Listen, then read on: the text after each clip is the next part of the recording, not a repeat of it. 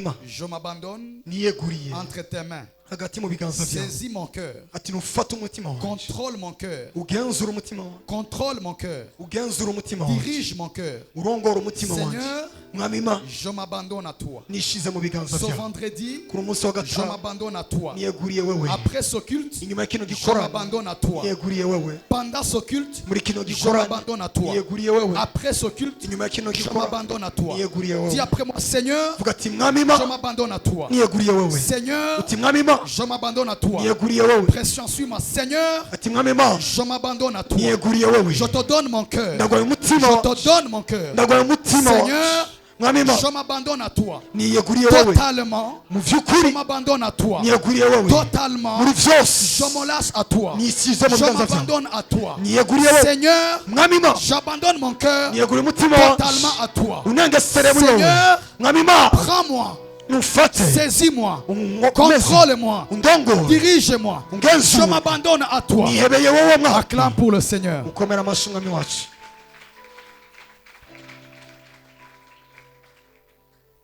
Alléluia. Alléluia. J'aimerais dire deux choses avant que je ne donne mon message. Bien-aimés dans le Seigneur, si je vous prêche ce message, ce n'est pas parce que je vais prêcher. Ce n'est pas parce que j'ai envie de prêcher. Si je vous prêche ce message, c'est parce que je crois que c'est ce que Dieu a déposé dans mon cœur pour te le donner. Alors je crois avec toute humilité que ce que je serai en train de dire vient tout droit du cœur de Dieu. La deuxième des choses, si je te prêche, ce n'est pas parce que j'ai envie seulement de prêcher. Si je te prêche ce message, c'est parce que je crois pour toi et moi, ce message, c'est le message du moment. C'est le message de maintenant. Je ne sais pas là où tu es. Je ne sais pas à quoi tu traverses. Je ne sais pas les problèmes auxquels tu fais face. Je ne sais pas les défis, les challenges. Mais je n'ai pas aussi le temps de prophétiser sur tout un chacun. Mais Dieu m'a donné une parole qui est une prophétie. Dans cette parole se renferme une parole pour tout un chacun. Ça veut dire, quand je serai en train de prêcher, tu vas te retrouver facilement. Autrement dit, je serai en train de prophétiser sur ta vie. Vous savez, nous qui avons l'accès ou bien qui opérons dans la grâce prophétique, nous avons cette facilité. Si vraiment la grâce est aiguisée, d'entrer dans le cœur de Dieu et de prendre ce que Dieu veut que nous puissions communiquer à son peuple. Alors je crois fermement que ce que je serai en train de te dire, ce que je suis en train de te dire, vient vraiment du cœur de Dieu. Alors ne m'écoutez pas comme un homme, mais écoutez-moi comme un Dieu. Parce qu'en ce moment, il ne s'agit plus de moi. En ce moment, il s'agit d'un Dieu qui est derrière moi. Si seulement tu peux ouvrir tes yeux spirituels, tu peux voir que derrière moi, tu peux voir qu'à ma droite, tu peux voir qu'à ma gauche, tu peux voir que devant moi, il y a un être surnaturel qui est en train de parler. Tu peux voir que derrière Michel, il y a quelqu'un qui est derrière lui. Tu peux voir que derrière Pression, il y a un ange qui est en train de jouer. Ça veut dire tout ce qui se passe ici devant est en alignement avec le plan parfait de Dieu. Je ne prêche pas le plan permissif de Dieu. Je prêche le plan parfait de Dieu. En ce vendredi, c'est que Dieu avait prévu que tes yeux puissent écouter. C'est ce que je t'apporte. C'est que Dieu avait prévu que tes oreilles entendent. C'est que Dieu avait prévu que ton esprit ressente. C'est ce que je t'apporte. Et je t'aimerais te dire une chose. Pendant ce message et après ma prédication, je te le rassure, mon frère, tu ne seras plus jamais la même personne. Tu ne seras plus jamais la même personne. Tu ne seras plus jamais la même personne. J'aimerais te dire une chose. Alors que tu t'abandonnes à Dieu, alors que tu t'abandonnes à Dieu, Dieu te donne 4 avantages. Dieu t'accorde 4 avantages. avantages. Parce que ton cœur appartient à Dieu. J'aimerais dire à un frère, j'aimerais dire à une sœur, le créateur de ton cœur, c'est ton Dieu. Ça veut dire quoi? C'est lui qui maîtrise, c'est lui qui contrôle, c'est lui qui monopolise, c'est lui qui accapare, c'est lui qui contrôle. Ton cœur, ce n'est pas toi, mais c'est Dieu qui vit en toi.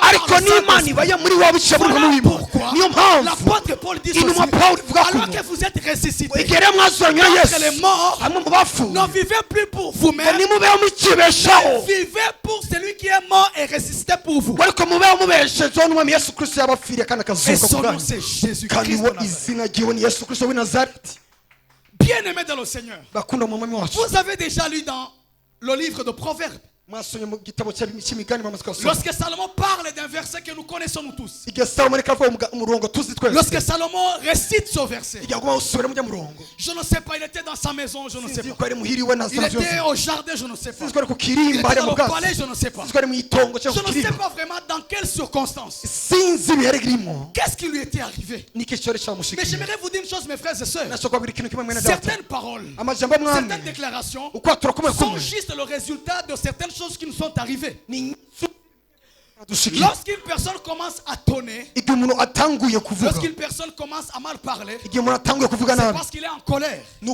S'il est en colère, ça veut dire qu'on l'a blessé. Si une personne commence à rire, ça veut dire qu'il est dans la joie. S'il est dans la joie, ça veut dire qu'il y a quelque chose qui s'est passé dans la vie qui a produit la joie. Alors Salomon, au 4e chapitre, ça tombe bien. Ce sont les 4 avantages. C'est très prophétique.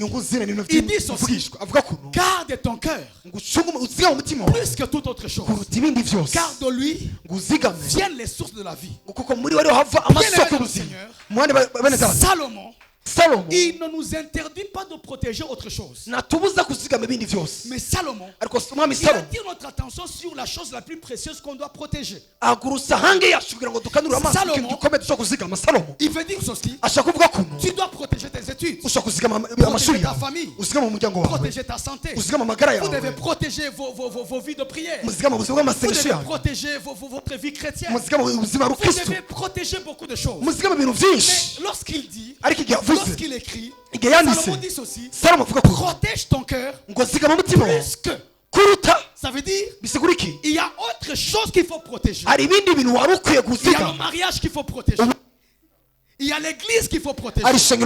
Il y a tant de choses qu'il faut protéger. Mais je vous annonce une chose: moi, Salomon, l'homme le plus sage, j'ai réalisé une chose. S'il y a une chose qu'il faut protéger, ce n'est pas sa réputation. S'il y a une chose qu'il faut protéger, ce n'est pas son onction. S'il y a une chose qu'il faut protéger, ce n'est pas sa consécration. S'il y a une chose qu'il faut protéger, ce n'est pas son argent. Ce n'est pas sa beauté. Ce n'est pas ses parents.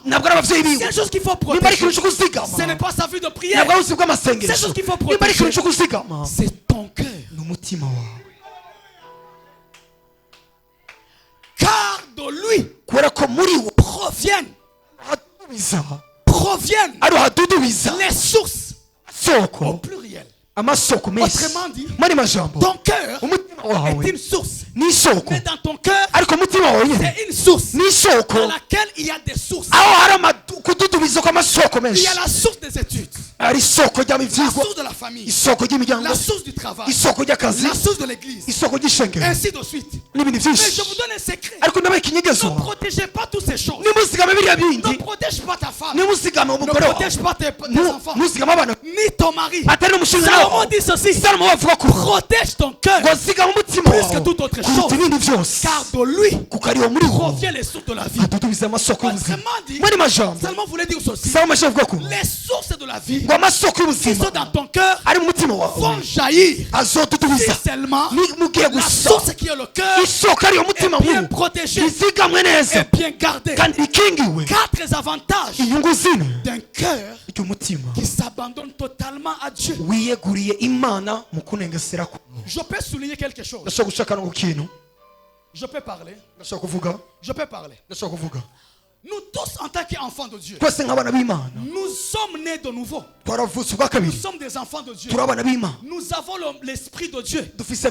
Mais nous tous, Nous n'avons pas le cœur de Dieu. Dieu n'a jamais dit David l'homme selon mon esprit. David l'homme selon mon cœur.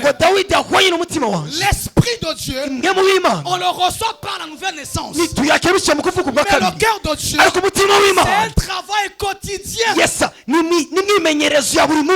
C'est quelque chose sur lequel je dois travailler par la parole, par le Saint-Esprit, par le jeûne, par les souffrances, par des moments de prière, par les positions des mains, par la discipline, par toutes ces choses. Je commence à travailler le cœur de Dieu. Tu ne peux pas protéger un cœur sur lequel tu ne travailles pas. C'est lorsque tu commences à travailler sur ton cœur que tu commences à le protéger. Nous prions nous tous. Nous invoquons nous tous. Bien aimés dans le Seigneur. C'est pénible de s'asseoir par terre. C'est pénible de venir t'étaler par terre. Écoutez-moi mon frère. Nous ne sommes pas des perroquets pour se tenir ici devant toi, te raconter des histoires de la Bible, et après ta vie reste la même. Mon fils au nom de Jésus, si tu t'es mis par terre avant que Dieu n'exauce tes prières, que Dieu change nos cœurs. Maintenant écoute ce que Dieu m'a dit. J'ai dit à Dieu, alors tu nous dis de garder nos cœurs. Comment il faut garder nos cœurs? Il est écrit dans Proverbe, le cœur du roi est comme des canons entre les mains de l'Éternel. Il le canalise partout où il veut. Give me an amen. Ça veut dire le seul moyen, la bonne manière, parce que si le problème du cœur est réglé, la prière et l'exaucement vont venir comme la pluie. Le seul moyen de protéger ton cœur, c'est de l'abandonner entre les mains de celui qui connaît la matière par laquelle son cœur a été formé. Je peux répéter. La bonne manière, le seul moyen de protéger nos cœurs, c'est de l'abandonner. C'est d'abandonner nos cœurs entre les mains de celui qui connaît, qui maîtrise la matière par laquelle son cœur-là a été fabriqué. Qui voit son cœur? Comment Dieu nous demande de garder, de protéger ce que nous ne voyons pas, parce que tout ce que nous ne voyons pas reste un mystère.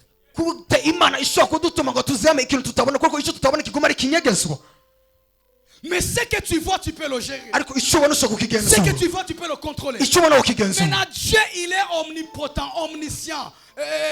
Il est partout, il voit tout, il est omniscient.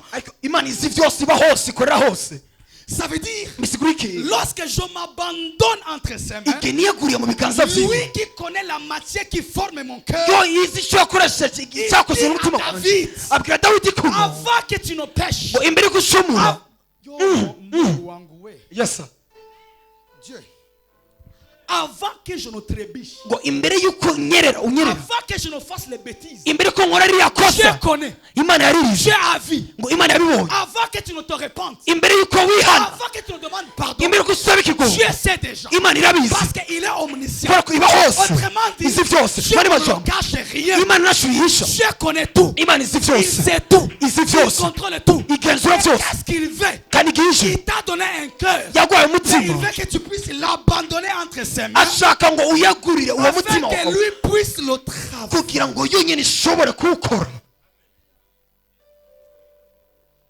Il nous donne un conseil, Salomon. Il dit garde ton cœur plus que toute autre chose.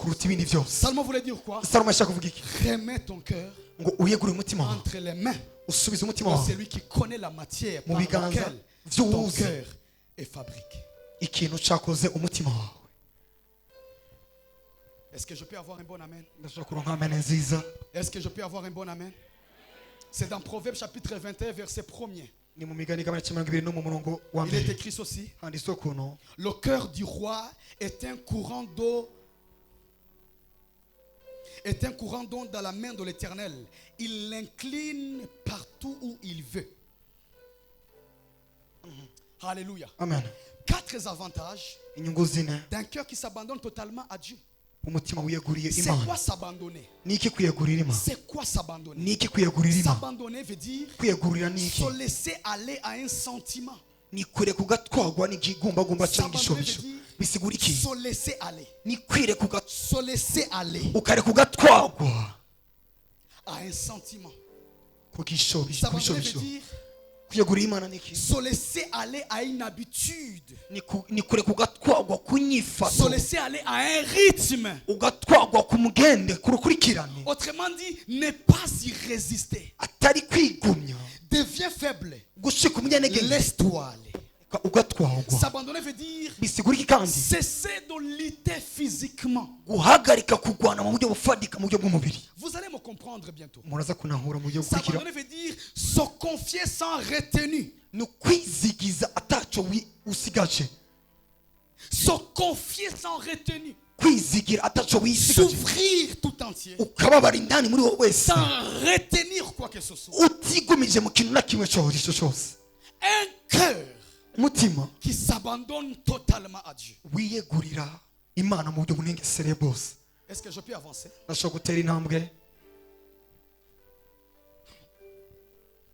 Nous avons lu dans Matthieu. Jésus, il entre dans une phase qui est vraiment critique. Suis-moi très bien, suis-moi.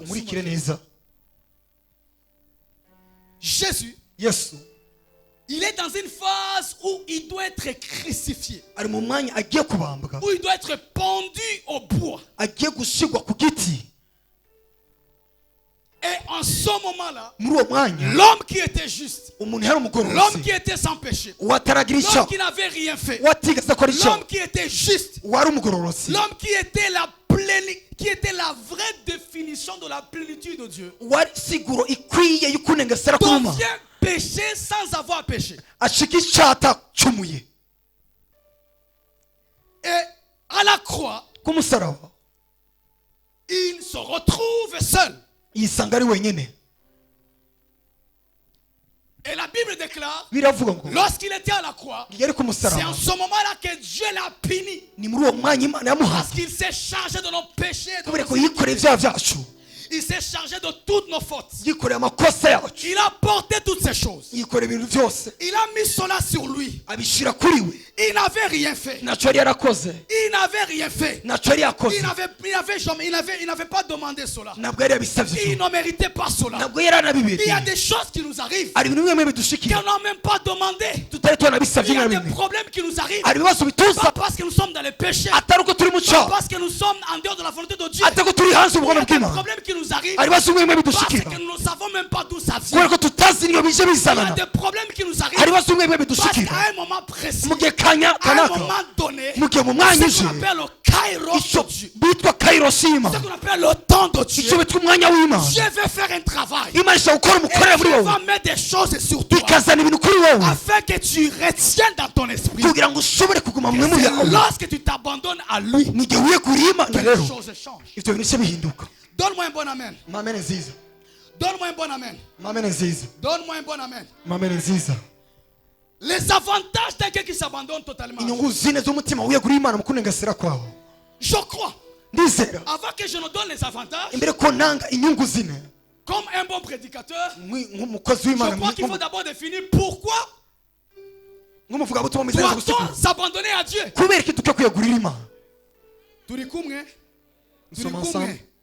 Pourquoi doit-on s'abandonner à Dieu? Prophète, avant que tu ne m'expliques les avantages, donne-moi la raison.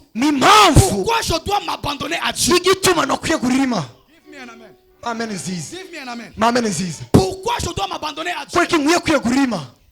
Il est écrit dans la Bible, à partir de midi, dit après ma midi, À partir de midi, la Bible déclare au verset 45, il lit des ténèbres sur toute la terre. Les ténèbres venaient d'où je ne sais pas.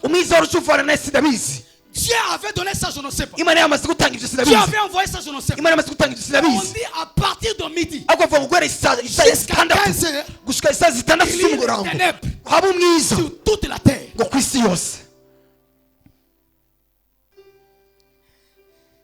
Jésus porte sur lui toutes les fautes de l'humanité. Les péchés, les maladies, les sida, les divorces, avortement, vol, pauvreté, héréditaire, ainsi de suite. L'enfer que nous méritions était dirigé vers lui. La colère de Dieu qui devait s'abattre sur nous s'est dirigée vers lui. Les maladies de toute l'humanité se sont déferlées sur lui. Les péchés des gens de son temps, d'avant lui, des gens d'avant lui et des gens qui sont venus après lui, tous ces péchés sont tombés sur lui. Les malédictions familiales, les malédictions héréditaires, esprit de célibat, esprit de pauvreté, esprit de médiocrité, etc.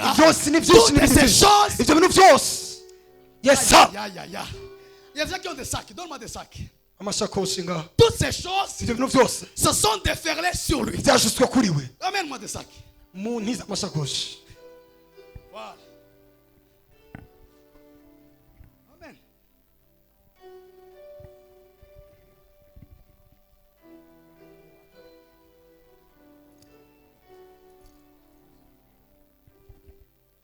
Alléluia. Amen. Alléluia. Amen. Donne-moi les sacs. Munize. Judas, viens.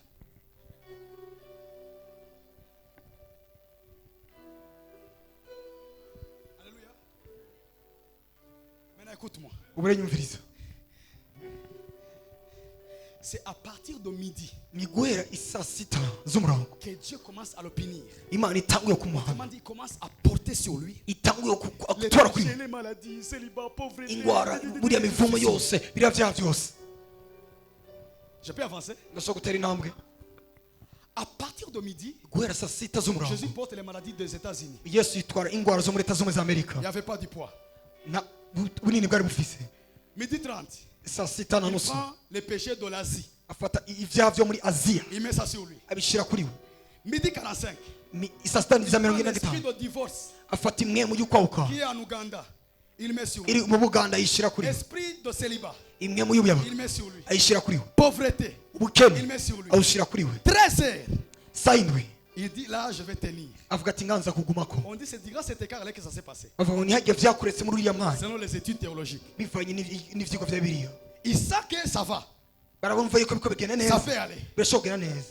13h30.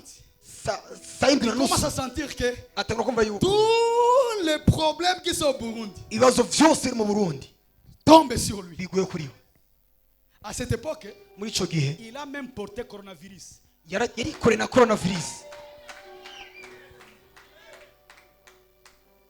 On dit qu'il a porté les péchés de l'humanité, non? Il met tout ça sur lui. Ça vient sur lui. 14 heures. Il entre au Congo. Il prend les... Jesus Christ. Yes, il met tout ça sur lui. Écoutez, il ne crie pas. Il ne crie pas. Il pensait pouvoir porter les fardeaux. Alors, vers 14h45, petit monte sur moi. Voilà. 14h45.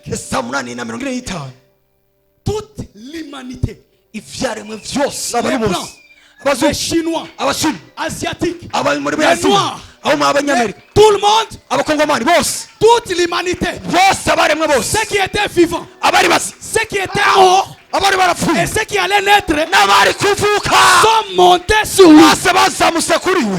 Maintenant écoute, Jésus, il ne crie pas. nabwo yakomye induru. Mais arrivé à 15 heures, ashyize saa 9 saa 6 z'umurango, il sent que le poids pèse. ngo yumva yuko ubunini bumuremereye, Il sent que c'est pesant. ngo yumva bikiremereye. La première des choses, ikintu cya mbere il crie, arakoma Eli, Eli, ati Eliye, Rama Shabastani. ati sabakatani. Il voulait dire, bushaka gusigura mon iki? Dieu, mon Dieu, ati mana yanjye, pourquoi niki m'as-tu abandonné? kikumebesheje? Je pose une question. ndabaza ikibazo. Dieu l'avait abandonné? imana yari yamuhevye? Oui, Dieu l'avait abandonné. imana yaramuhevye yego. Et nous prêchons souvent, tubwiriza rimwe na Dieu rimwe l'avait abandonné ngo imana yamuhaye parce qu'il umugongo était devenu péché. kuko garashika icyaha. Oui, c'est bien. yego ni vyiza, Mais la leçon qu'il faut comprendre là, ariko inyigisho ukene gutahura hajya Dieu niya. l'avait abandonné parce qu'il ne voulait pas s'abandonner entre ses mains plus tôt. imana ntiyashaka kumuheba kubera ko yashaka ko yiheba mu biganza vye. Écoutez ce que Dieu m'a dit. yumvise icyo imana yambwiye aha. Dieu abandonne facilement ceux qui ne veulent pas s'abandonner à lui. imana iraheba vyoroshe cyane abadashaka kuyiyegurira.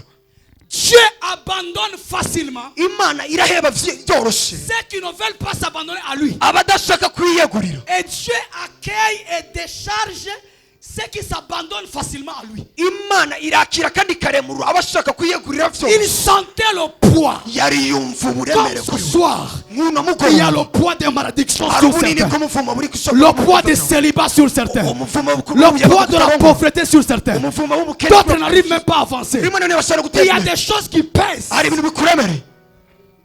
Mais tu sais pourquoi ça pèse? urazi igituma biremereye? Tu ne veux pas abandonner ça entre les mains. ntushaka kwiyegurira mu biganza vy'imana. Verset 54. umurongo wa 54 On dit il abandonna. avuga ngo Il yiyegurira, s'abandonne. ngo yirekurira, S'abandonna. ngo yirekurira, S'abandonne. yirekurira, Il s'abandonna. yirekurira Entre les mains hagati mu biganza de Dieu. vy'imana.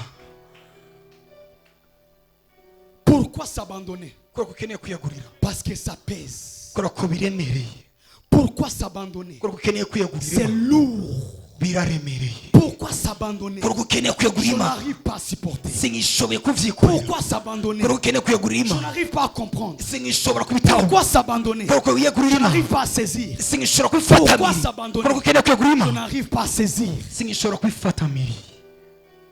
Dieu imana abandonne yama iheba ceux qui ne veulent pas s'abandonner à lui. abadashaka kwiyegurira. C'est lorsqu'il prend tout le poids. nigafasha ubunini bwose Il dit Seigneur, avuga ati mwana, mon Dieu, je n'arrive pas. ati sinkibishoboye On mwana, dit il remit ngo abisubiza son esprit entre les mains de Dieu. ngo ashira imwe mu Autrement dit, ubugingo bwe mu il biganza vy'imana, s'abandonnant. ngo yiyegurira imana, yihebera mu buzima bw'imana, mu biganza Pourquoi vy'imana. s'abandonner? kubera ko ukeneye kwirekurira mu biganza Ça vy'imana, pèse. biraremereye. Pourquoi s'abandonner? kuko ukeneye kwiyegurira Ma imana, famille est pauvre. umuryango urakenya. Pourquoi s'abandonner? kuko ukeneye kwiyegurira Ça ne imana, marche pas. ntibikigenda neza. Pourquoi s'abandonner? kuko ukeneye kwiyegurira Je ne imana, suis pas content de cette vie. sinezerewe Pourquoi n'ubuzima. s'abandonner? kuko ukeneye Je kwiyegurira ne suis imana, pas fier de moi. sinezerewe Pourquoi ubugingo. s'abandonner? kuko ukeneye kwiyegurira Il y imana, a un ça ne va pas. hari ikitagenda neza. Pourquoi kuko s'abandonner? ukeneye kwiyegurira imana, Ça pèse. biraremereye. Pourquoi tu portes tout ce poids seul? kubera ko wikoreye ubwo bunini uri wenyine. Donne ça à Dieu. ni ubuhima. Il sait tout ce dont on a besoin arazi ivyo vyose dukeneye avant qu'on nous demande quoi. que ce soit. n'imbere y'uko dusaba icyo ari cyo cyose. Prends ses soucis. fata ivyo byifuzo vyose, Prends ses problèmes. fata icyo kibazo, Abandonne ça entre les mains de Dieu. ucyegurire imana mu Il biganza dit, vyawe. Seigneur, aravuga ati mwana, j'abandonne ça entre tes mains. ati neguriye ibi byose mu biganza vyawe.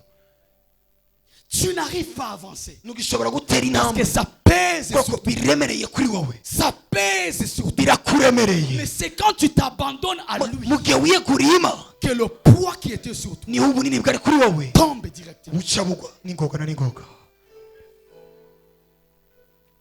À 15 heures, gushika isaha il a zitandatu senti que je ne peux plus z'umurango continuer. arumva yuko atagishobora kubandanya. Il a dit, je remets mon esprit entre les mains de Dieu. ati nshize mu biganza vyawe nk'emu yanje, Je remets mon esprit. nshize mu biganza vyawe.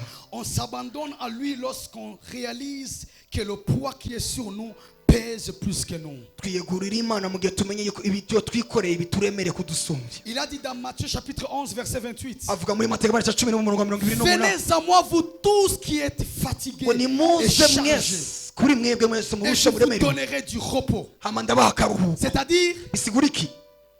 ils sont fatigués par la charge par le poids. Et Dieu ne décharge que ceux qui sont fatigués par la charge. Venez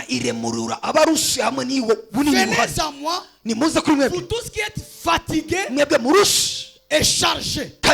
Autrement dit, vous êtes fatigués parce que vous portez des choses. Venez à moi, vous tous qui sont chargés. Il y a ceux qui sont chargés mais qui sont contents de leur vie. Il est content d'une vie de péché, il est content de la pauvreté, il est content. Il est chargé mais ça ne pèse pas. Et lorsque ça pèse, you are tired. Et il te dit, viens à moi. Toi qui es chargé, toi qui es fatigué et chargé, je te donnerai du repos. Et le repos, c'est quoi? C'est lorsque tu décharges cela. Et tu lui donnes cela. Et il m'a de dire à un frère, à une soeur, décharge ces choses que tu portes. Tu ne peux pas être juste par tes propres œuvres. Décharge-toi de tes œuvres et reçois la justice de Dieu. Décharge-toi de tes péchés et reçois le pardon de Dieu. Décharge-toi de cette pauvreté, de la médiocrité, et laisse que Dieu te donne du repos. Ce soir, je ne serai pas chaud fire. On doit traiter des choses sérieuses. Il y a des gens qui font semblant ici. Si tu les approches, mon frère, ma soeur, ils te parlent de sa vie. Il est venu à l'église, mais il ne sait pas qu'est-ce qu'il va manger le soir. Il est venu à l'église, mais il ne sait pas si demain va se réveiller. Parce que problème sur problème, problème sur problème. Alors si tu te mets par terre, laisse que Dieu te relève au nom de Jésus.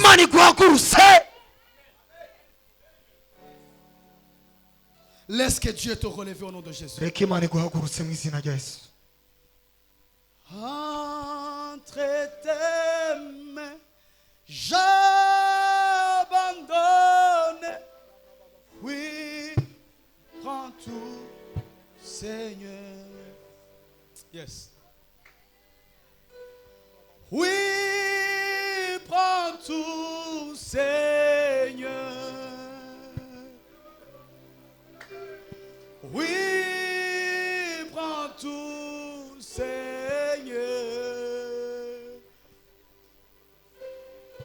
Entre tes mains, j'abandonne. Oui, prends tout, Seigneur. Oui, prends tout, Seigneur. Oh oui, prends tout, Seigneur. Entre tes mains, j'abandonne. Oui, prends tout, Seigneur.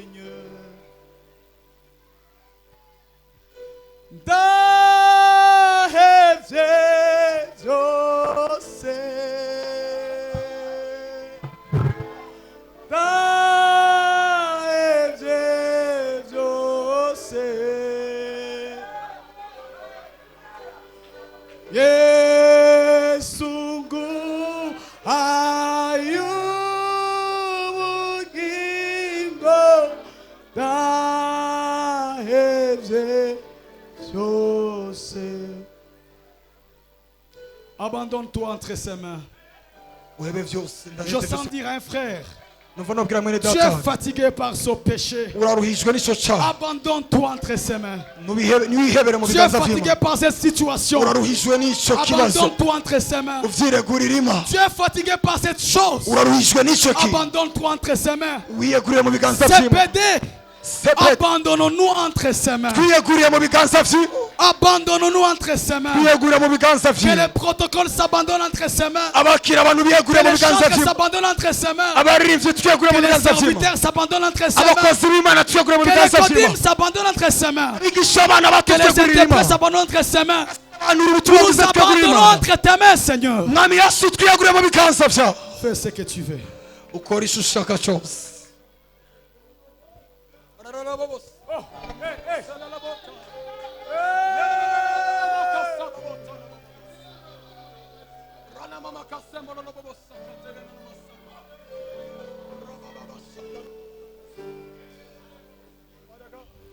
Suivez-moi avec moi.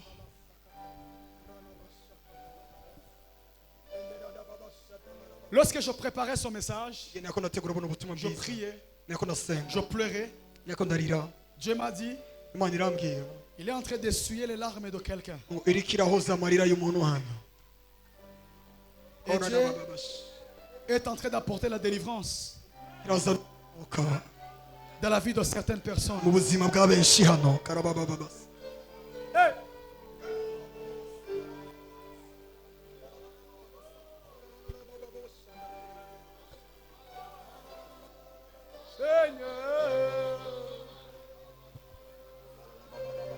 Oui, en tout ce soir, c'est toi et Dieu, c'est ton cœur et Dieu.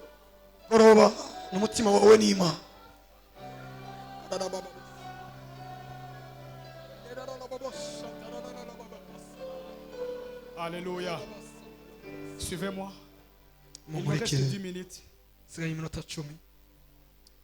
Abandonne-toi entre les mains de Dieu. Abandonne-toi entre les mains de Dieu. Je n'arrive pas à abandonner cette chose. Abandonne-toi entre les mains de Dieu.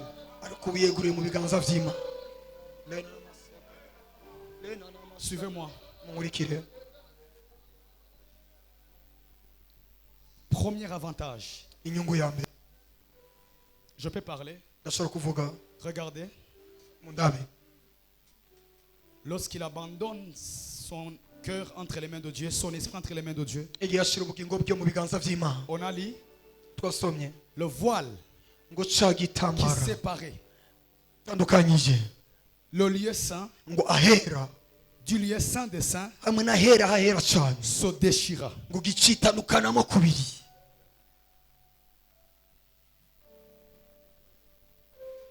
Dans le lieu saint,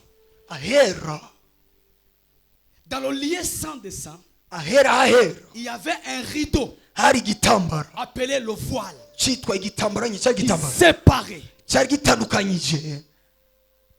Mais l'histoire du voile ne commence pas avec le tabernacle de Moïse. L'histoire du tabernacle commence avec Rebecca, la femme d'Isaac. Le voile était utilisé en Israël pour deux choses. Pour se voiler le visage et pour séparer le lieu saint et le lieu très saint dans le tabernacle. Et lorsque Rebecca voulait rencontrer Isaac, prend son voile et se couvre. Si je me couvre le visage, je ne me vois plus. Et toi tu ne me vois pas. Donc tu ne vois pas mon visage. Et je ne vois plus le tien. Il y a des choses. Il y a des voiles qu'on a mis sur nous. Il y a des voiles qui nous couvrent. Voile du célibat. Voile de la médiocrité. Voile du manque. Voile du ceci ou cela. Voile des problèmes successifs dans la famille. Nous sommes comme Rebecca. Nous sommes voilés.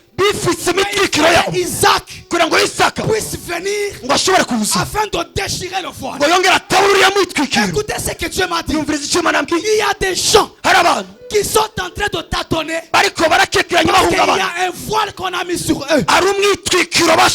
Il y a des gens Ils sont en train de tâtonner dans la vie, dans les choix. Oh mon Dieu, combien de Rebecca nous avons dans nos églises, des sœurs innocentes qui sont en train de tâtonner dans les relations gauche à droite.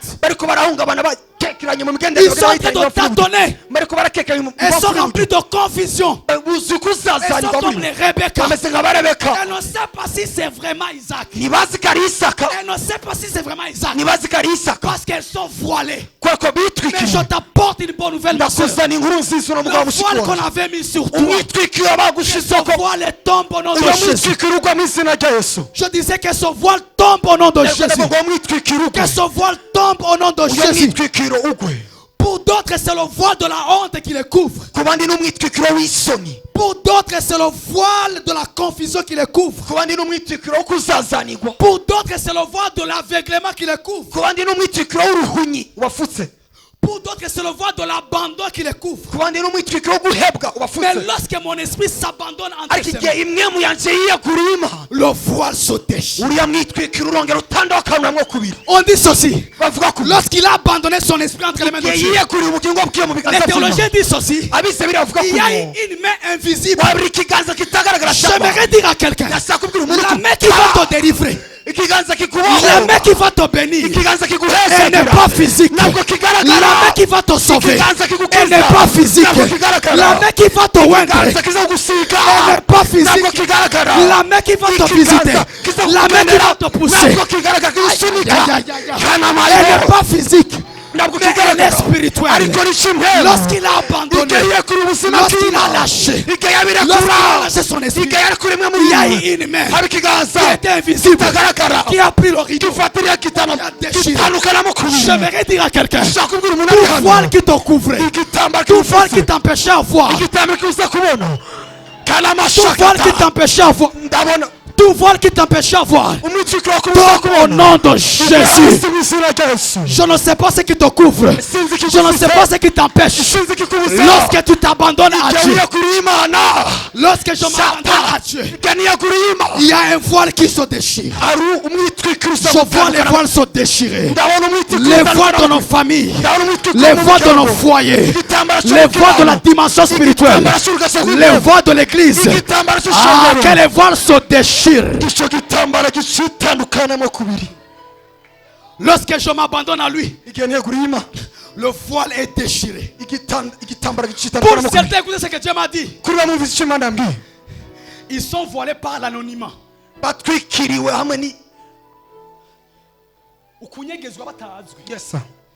Pour certains ici, vous êtes dans la formation, dans la préparation, dans Bombana, comme vous aimez toujours dire. Mais dans Bombana là, le diable a profité pour te bombarder dedans. Tu as la peur de Dieu. Tu as la grâce de Dieu. Mais tu as peur de t'exprimer parce que tu t'es caché et l'ennemi t'a le caché, il t'a caché. Mais je ne sais pas ceux qui sont anonymes.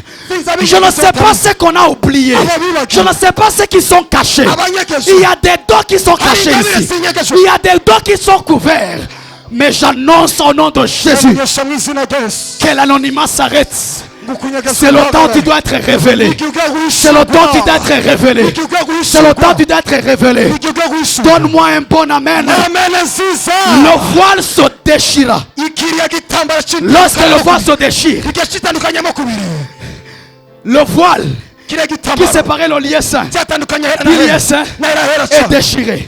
Maintenant, nous pouvons entrer dans la présence de Dieu, non pas régulièrement, mais non pas occasionnellement, mais régulièrement. Maintenant, écoutez-moi très bien. Le sacrificateur, il est entré dans le lieu saint des saints une fois par an. Il y a des gens qui sont ici. Pour toucher 10 000, il faut tout un mois. Pour toucher 20 000, il faut 2 mois. Aïe, aïe, aïe, aïe, aïe, aïe, aïe. Je ne sais pas ce qui vient souvent dans ta vie momentanément. ikiza rimwe na rimwe mu mwanya udaharuwe mu buzima bwawe. Je viens t'annoncer ce soir. Je kukumenyesha uno Ce qui mugoroba. était momentanément Cyari kiza mu mwanya devient uhari. régulièrement. Gishikisha misi Ce qui yose. était occasionnellement Cyari kibiye bidasanzwe. devient régulièrement. Gishikisha misi yose. Ça veut dire, Siguriki. maintenant nous pouvons entrer. Je ne sais pas les limites qu'on a mis dans ta famille. Sizakari imibashize Je mu ne buzima sais pas les bwawe. limites qu'on a mis dans ta vie. Sizakari imibashize Je mu buzima viens bwawe. t'annoncer ce soir. Lorsque tu t'abandonnes à Dieu, le voile est déchiré. Et l'onction que tu recevais une fois par an, amavuta wakiyarimo mu mwaka. tu commences à l'expérimenter quotidiennement. buri saa buri munota buri munsi. Est-ce que je peux parler? Nashobora kuvuga. Est-ce que je peux parler? C'est que tu touchais successivement. icyo wakora ko rimwe rimwe. Pardon, c'est que tu touchais occasionnellement. icyo wakora ko rimwe rimwe. Tu vas le toucher régulièrement. uzogikora ko buri minsi Maintenant yose. écoutez, Nivuze neza. les yeux du sacrificateur ari amaso y'umuherezi. voyaient le lieu saint de saint une fois par an. yabona ahera rimwe mu mwaka. Les pieds du sacrificateur, amaguru y'umuherezi. David, que Dieu te bénisse. Les pieds du sacrificateur amaguru y'umuherezi. foulaient le lieu saint de saint une fois par an. yawunyura ahera rimwe mu mwaka. Les mains du sacrificateur ibiganza by'umuherezi. touchaient l'arche de l'alliance une fois par an. byakora ku isanduku yera C'est que rimwe tu mu mwaka. vois momentanément. icyo ubona rimwe rimwe. C'est là où tu entres momentanément. ariya wishyura rimwe rimwe. L'argent que tu touches ariya momentanément, amahera ukora ko rimwe rimwe. ça va devenir quotidiennement. ayashikiye misi yose. Ça va devenir quotidiennement. ayashikiye misi yose. Ça va devenir régulièrement. ayashika misi yose. J'aimerais dire à quelqu'un, sakubwira umuntu avant tu touchais 10 000. Mais maintenant je te fais monter. Tu vas commencer à toucher 100 000. Tu commenceras à toucher 500 000. Tu commenceras à toucher 10 millions. Tu commenceras à toucher 20 millions. Je l'annonce à celui qui me donnera un bon amen. Ce que je voyais momentanément, je commence à le voir régulièrement. Il y a des gens qui sont ici pour voir des visions, c'est momentanément. Mais quand tu t'abandonnes, let me enjoy. Lorsque je m'abandonne à Dieu, les visions, ce que je voyais momentanément, je commence à le voir quotidiennement au nom de Jésus. Regarde dans ta vie ce que tu voyais momentanément, ce que tu voyais occasionnellement. Je le prophétise au nom de Jésus. Comme un prophète, tu vas commencer à le voir régulièrement. Ce que tu touchais occasionnellement, tu vas commencer à le toucher régulièrement. Là où tu entrais occasionnellement, tu vas commencer à y entrer régulièrement. Reçois cela au nom de Jésus. Reçois cela au nom de Jésus. Deuxième avantage, lorsqu'il s'abandonne à Dieu, le voile se déchire. Deuxième avantage, la terre tremblera. Dis après moi, la terre tremblera. Dis après moi, la terre tremblera. Je suis dans Exode. Là où la terre a tremblé pour la première fois. C'est lorsque Dieu est descendu sur la montagne de Sinaï. Il est descendu dans le feu. Lorsque je m'abandonne à Dieu, Dieu ne descend pas dans la pluie. Dieu ne descend pas dans la pluie. Dieu descend dans le feu. Dieu descend dans le feu. Autrement dit, la dimension d'Élie, la dimension du feu, c'est la dimension qui s'attache à moi. Jean-Baptiste a dit, moi je vous baptise dans l'eau, mais c'est lui qui vient, c'est lui.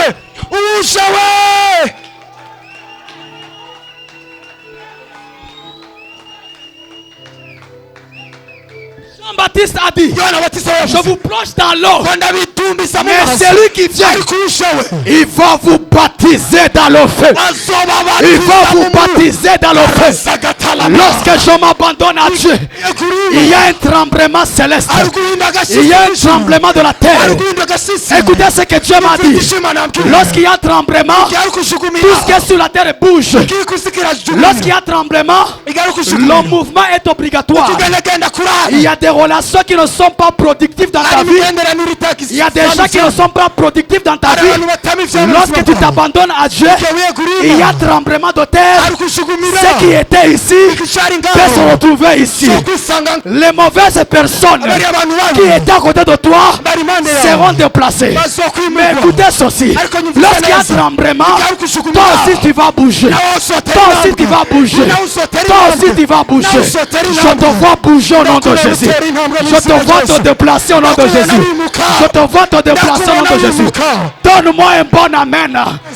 Donne-moi un bon amen. Je vois ton miracle trembler. Je vois ton miracle bouger. Je vois ton mariage bouger. J'annonce un tremblement de terre. Dans ton mariage, tremblement de terre. Dans tes fiançailles, tremblement de terre. Dans ton ministère, tremblement de terre. Ah, dans ta famille, tremblement de terre. Je prophétise sur 50 personnes qui vont me donner un bon amen. Que le tremblement de terre commence au nom de Jésus. Lorsqu'il y a tremblement de terre, tout commence à bouger. Lorsqu'il y a tremblement de terre, tout bouge. Je déclare que tes finances bougent. Je déclare que ta joie bouge. Que ta paix bouge. Ta vie de prière bouge. Ta vie de sanctification bouge. Que tout bouge dans ta vie au nom de Jésus. Que tout bouge dans ta vie au nom de Jésus.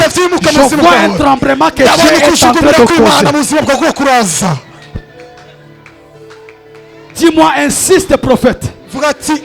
Ah, dis-moi, insiste prophète. Je suis dans Actes chapitre 16. Je suis avec Paul. Je suis avec Paul. Je suis avec Silas. Je suis avec Silas. Je suis dans Acte 16. Je suis avec Paul. Il est écrit. Ils s'abandonnèrent à Dieu par la louange. Par la louange. Ils s'abandonnèrent à Dieu par la louange.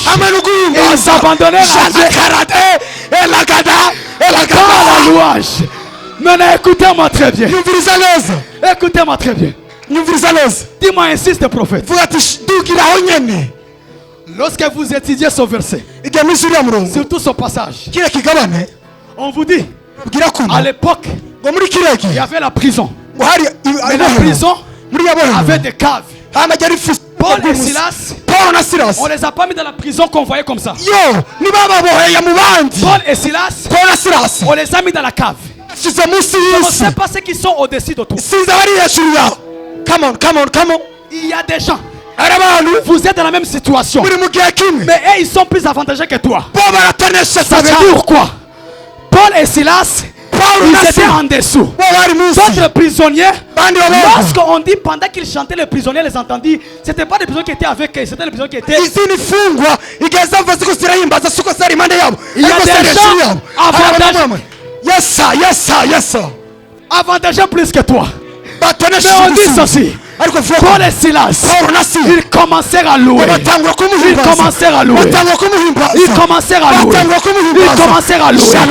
Bible déclare, ils louèrent avec leur cœur, avec tout leur cœur. Là où ils étaient, on dit ceci. Il y eut un tremblement.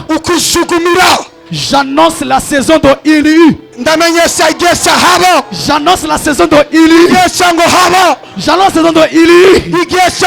Tu me rencontreras demain. Et tu me diras prophète. Après ta prédication, Ilu. Aïe.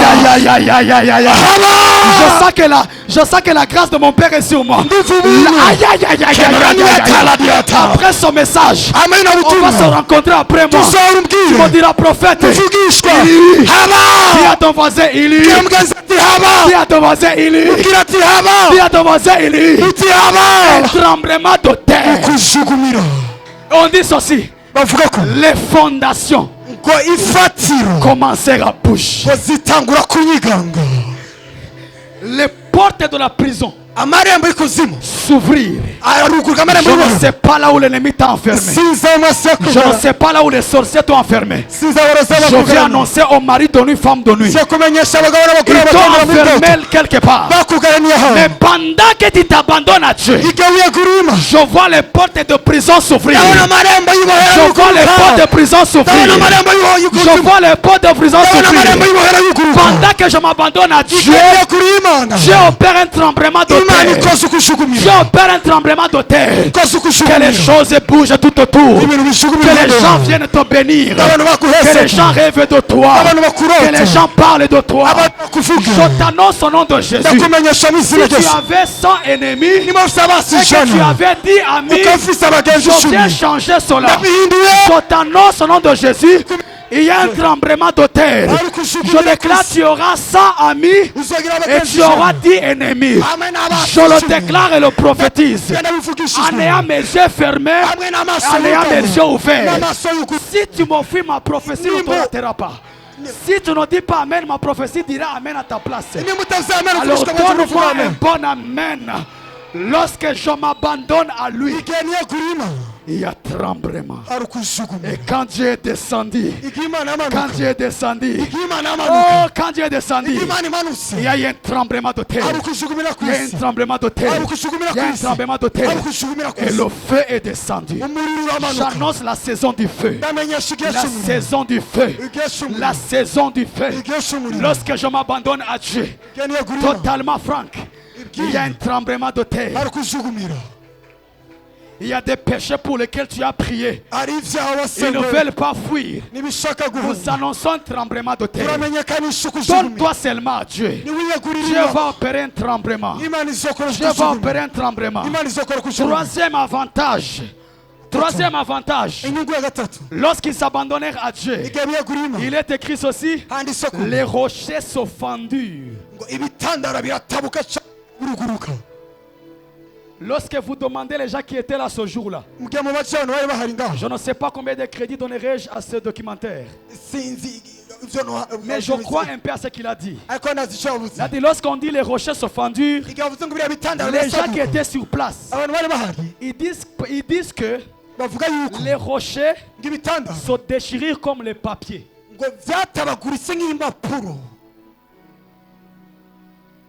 C'est inexplicable. Les rochers, ce sont des pierres solides. Ce sont des pierres solides. Mais quand un cœur s'abandonne à Dieu, n'importe quelle forteresse établie dans ta vie, n'importe quel rocher établi dans ta vie, maintenant écoute, on ne dit pas les rochers se déplacèrent. Il y a des ennemis que Dieu ne va pas déplacer. Il va les garder coincés afin de bien les frapper. Psaume 3:8. Psaume 3:8. Écoutez, tu vas interpréter Michel, écoutez. Lève-toi éternel. Sauve-moi mon Dieu. Car tu frappes à la joue tous mes ennemis. J'aimerais t'annoncer.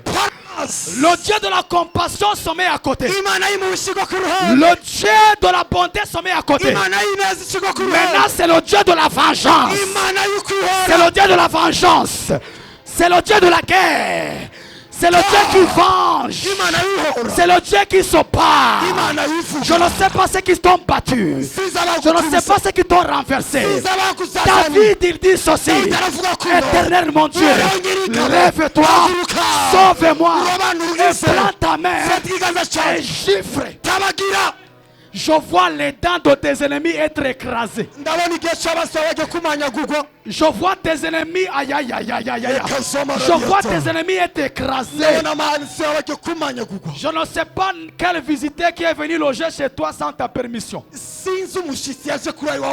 Il s'appelle pauvreté. Il s'appelle célibat. Il s'appelle manque. Il s'appelle péché. Il s'appelle médiocrité. Je ne vais pas le faire sortir. Je viens avec toi. Comme j'ai les clés, je ferme la porte de ta vie. Maintenant moi et toi, nous portons les jogging et nous disons à l'ennemi: Léo ni Léo, tout à coup coincé, tout à coup coincé, et tu ne reviendras pris. Tu ne reviendras pris. Je ne viens pas chasser ton ennemi. Je ne viens pas chasser. Je ne viens pas chasser ton ennemi. sinamwirukana umaso Ngira ndakudidire ngaha. ndagutabagirira ngaha Ndagukubitira ngaha nyine. Yes, sir. Mimi ndagupigia hapa hapa. ndakudidira On va finir ça sur place. ndagukanyangira hanyene Ego. Ego. ndakunigira ha Ya!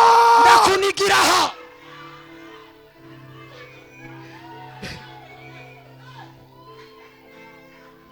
Écoutez, umviriza je finis. ndarangirije Michel, yes sir. yes yesu le diable satani l'a eu à la croix, yamurose ku musaraba l'a fouetté, aramukubita l'a injurié, aramutuka craché, aramukubita tué. aramwisha Mais Jésus, ariko yesu Jésus, yes non seulement, atari uko gusa non seulement, atari qu'à la croix, ku musaraba il a ridiculisé le diable. yamara amaji Il a dit satani l'ennemi, yabatumasi je ne connais pas les portails de ta porte. ati sinzi ubunini Je ne n'amarembo connais pas les portails de l'enfer. ati sinzi amarembo y'ikuzimu Jésus n'a pas bâti seulement le diable à la croix. yesu ntiyakubise satani ku musaraba gusa Jésus alimufata kule ndani. yamunigiye yamupfuniye amaguru Jésus l'a hariya suivi à l'intérieur. yesu yamukurikiye hariya Il a indani dit dans ta maison, mais ati mu nzu nyene ndakutandika. by fire Je, by thunder je vais bien te frapper. ndagukubita neza Je lève ma main comme un prophète. zamu ikiganza nk'umuvugisha Toute personne qui lève sa main contre toi, umuntu wese azamu ikiganza ku kugwa avant que sa main ne te touche, imbere que la main de Dieu le ikiganza frappe. c'imana Je lève ma main comme un prophète. zamu ikiganza nk'umuvugisha Toute personne, umuntu wese umuntu wese, tout esprit imyamu qui yose dérange ta vie, igoye ubuzima qui bwawe lève sa main contre la tienne, tuzamu ibiganza je nk'umuvugisha lève ma main comme un prophète. zamu ikiganza Avant nk'umuvugisha que la main de tes ennemis ne te touche, imbere ko abaho ibiganza by'abasi je bigukorako viens les gifler au nom de Jésus. ushaka kubakubita mu izina rya yesu Je viens les gifler au nom de Jésus. ndabakubise mu izina rya Je yesu finis par ici. Levez-vous, levez-vous, levez-vous. muhaguruke muhaguruke Levez-vous, je finis, on va prier. Levez-vous. Cinquième avantage. inyungu ya kane On dit ceci. bavuga kuno Lorsqu'il est descendu en enfer, igihe amanuka ikuzimu entre le verset 51 hagati y'umurongo wa mirongo itanu et le n'umwe verset 52, n'umurongo wa mirongo itanu na kabiri Jésus est descendu en enfer. yesu yamanutse ikuzimu Quand il est remonté, igihe yaduka on dit ceci. bavuga kuno Les tombeaux. ngo imva Dis après zose moi les tombeaux. mbwirira mugenzi ati imva Dis après moi les tombeaux. Prophète Francis, umuvugishwa Francis il a dit ceci. yavuze kuno Là où on a mis les virgules, aho bashyizeho mais agakwabo moi je lève la barre. jereka Là où nduziga on a mis des points, aho bashyizeho les n'akaburungu points dans une phrase, akaburungu c'est pour dire ceci. niko bavuga kuno Full stop. ati birahagaze Il y a des gens qui ont mis des points dans nos vies. ahantu bashyize utubungu mu buzima bwawe Ils nous ont enterrés.